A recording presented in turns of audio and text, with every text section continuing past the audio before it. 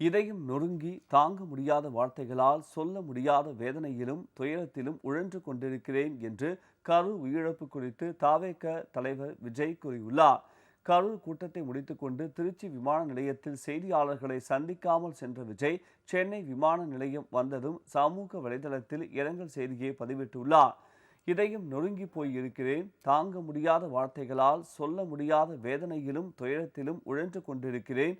கரூரில் உயிரிழந்த எனதருமை சகோதர சகோதரிகளின் குடும்பங்களுக்கு என் ஆழ்ந்த அனுதாபங்களையும் இரங்கலையும் தெரிவித்துக் கொள்கிறேன். மருத்துவமனையில் சிகிச்சை பெறுவோர் விரைவில் குணமடைய பிரார்த்திக்கின்றேன் என்று விஜய் தெரிவித்துள்ளார்.